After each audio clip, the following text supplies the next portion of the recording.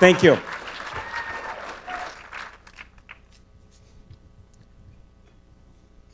As I said, my name is Tony Drees.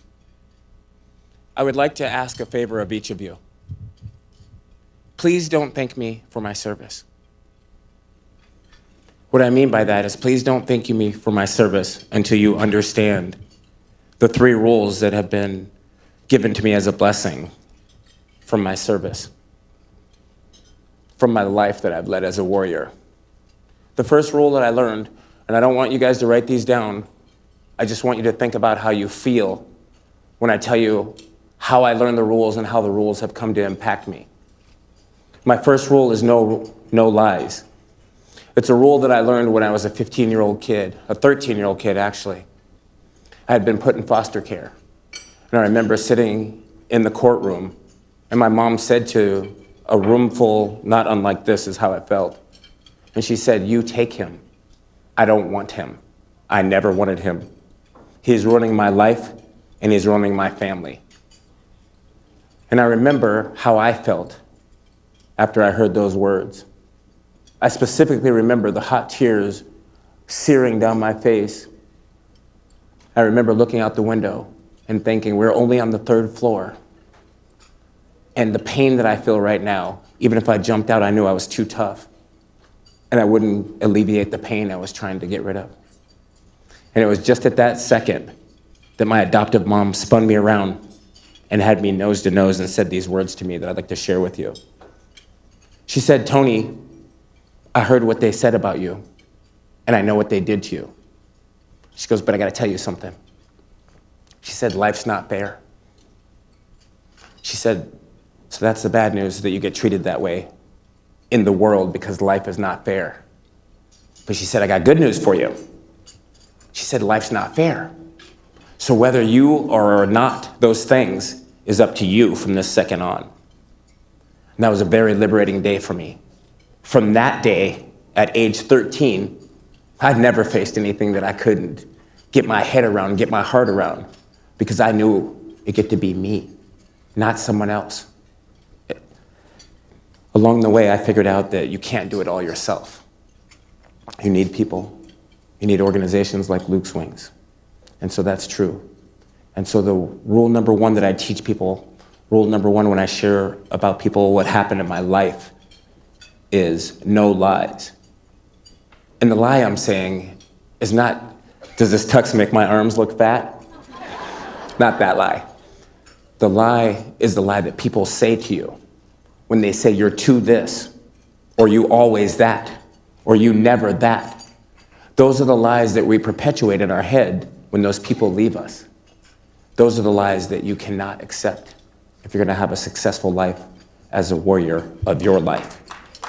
No lies.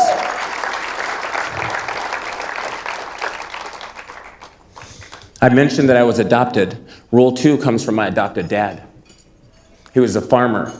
Every time you saw him, this is the days before we had cell phones and barely telephones, it seems like, but every time you saw the man, and he had 7 kids. I was the oldest of his 7 kids. 5 of us were adopted. And if you talk to any of my brothers or sisters, they swore they were the only child. The way my dad supported each one of his children and followed and encouraged them and literally worshiped each one of us, we all thought that we were the only child. But in watching him, I noticed that all the people in our community thought that he was their dad too, right? And so one day I said something to him. His name was John Drees. Big John, we called him. I said, "Big John, hey, what's up with that?" He goes, "What?" I said, "Every time I turn around, someone's coming to you. You're fixing their car, their house, if they need help, if they're washer, whatever. People are coming to you." He goes, "Oh, that." I go, "Okay, now I really want to know." And what he said to me has shaped my life as well. He said, "Tony, start with something that you really care about and become so good at it that you're the expert." He said, "By the time you do that 3 or 4 times, you'll really be able to help people, and you won't have to look for them. They'll come find you." And so that was my rule 2. No excuses in being a service to your fellow man. I don't care what you went through. Every time you hear a story about a warrior, each one of them, I was over there bawling. Each story is a story about a person's life, about their pain, about their commitment, about their sacrifice. It's a piece of American history. And I wouldn't trade with any of you. I'm honored to be able to share with you, but I wouldn't trade with any of you your stories. Because in some cases, Diva wouldn't trade either. In some cases, they feel too painful. But rule 2 is no excuses in keeping your word. I said I would protect this country against any enemy, foreign or domestic. And once I got benched for being an injured player, that doesn't mean the game's over. You simply switch uniforms, and now we do it for civilians. And so when people ask me all the time why I do what I do, it's because of my second rule. I can take no excuses in delivering my duty to this country. It's in me, and so I give it to you. In each of you, you have the opportunity to give back. If you made it, congratulations. I'm not that impressed, though. If you made it and brought up people with you, now you've got my attention.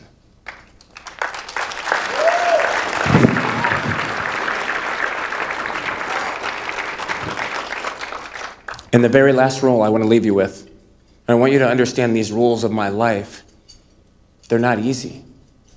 That most of them are grounded in pain. Most of them are grounded in sacrifice.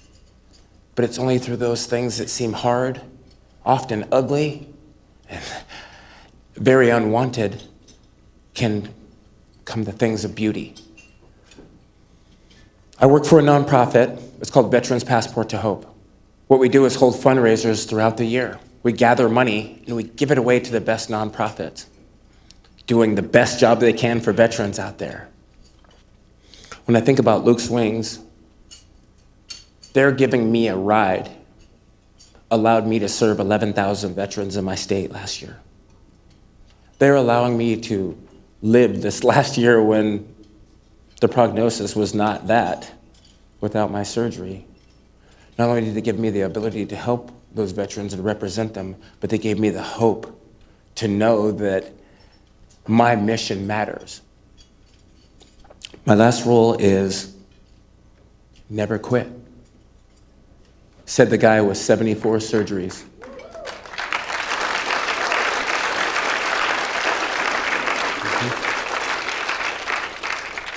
And so, with that kind of background, when I say never quit, you understand my never is a little more concrete than some other nevers. And so the never quit that I have for you is never quit seeking your responsibility to give back. It's a circle, folks. You can't be on one side of the circle receiving, otherwise the wheel doesn't roll, correct? We don't need to have flat ends. Each of us can give something. The thing that I teach folks, it's not all about money. Tonight it is. Tonight I want you to write the check. Make it out to lukeswings.org if you need the website. It's lukeswings.org, right? But in life, it's not just about the check. Your time matters. That's all I have to give now. I had an awesome body, a warrior's body, but now I give my time and my intellect. I saw some of you with the paddles out here. Thank you for bidding. You've got great paddles. Some of us don't have those kind of resources. That's no excuse. I want to further tell people that what I hear the most when people see that I'm a military guy and I'm in a wheelchair and they hear my story, they're like, "Oh, Tony, thanks for your service."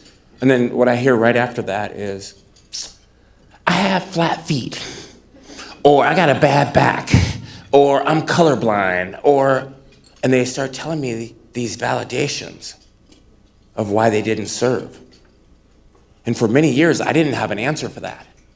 For many years, I just felt a certain way about it and I didn't know how to respond.